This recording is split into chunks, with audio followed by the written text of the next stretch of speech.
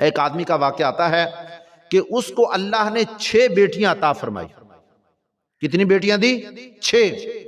اب وہ کہتا ہے اللہ نے اس کے گھر میں پھر بچے کی امیدواری ہے.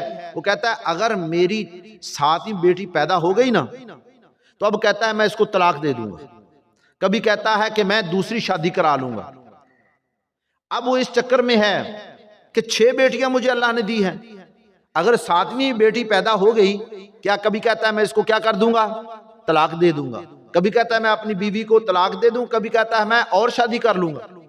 تو اللہ نے اس کو خواب میں دکھایا کہ سویا ہوا ہے اور خواب میں اس کا حساب و کتاب شروع ہو جاتا ہے.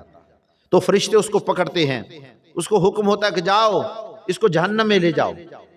اب اس کی روح کو لے کر کے فرشتے جاتے ہیں جہنم کے دروازے پر، اور جا کر کے جب دیکھتے ہیں نا جہنم میں دروازے کے سامنے اس کی ایک بیٹی کھڑی ہے. اس کی بیٹی کھڑی ہے. تو فرشتے کہتے ہیں اف بیٹیاں تو اللہ کی کیا ہوتی ہیں؟ رحمت ہوتی ہیں. تو اس کی بیٹی آگے کھڑی ہے. فرشتے وہاں سے واپس ہو جاتے ہیں.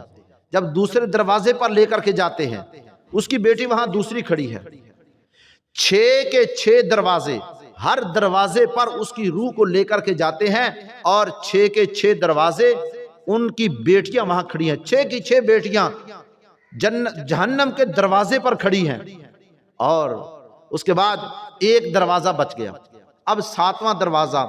اب اس کی روح کو پکڑ کے فرشتے مشورہ کرتے ہیں چلو اس کو 7ویں جہنم کے 7ویں دروازے پر لے کر کے چلتے ہیں.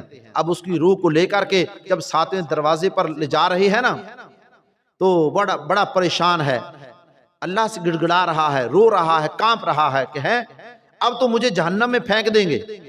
تو اسی وقت اسی کشمکش میں اسی پریشانی میں اس کی آنکھ کھل جاتی ہے. تو اسی وقت اللہ کے سامنے دعا کر یا اللہ مجھے 7ویں بیٹی عطا کر دے، مجھے 7ویں بیٹی عطا کر دے. تو اس کی بیوی کہتی ہے کیا بات ہے، پہلے تو بڑے بیٹے مانگا کرتا تھا، آج بیٹی کی خواہش کر رہا ہے، آج کہہ رہا ہے یا اللہ مجھے 7ویں بیٹی عطا کر دے. پھر اس نے اپنا واقعہ بیان کرتا ہے کہ میرے ساتھ تو ایسے ہوا ہے، بیٹیاں اللہ کی رحمت ہیں.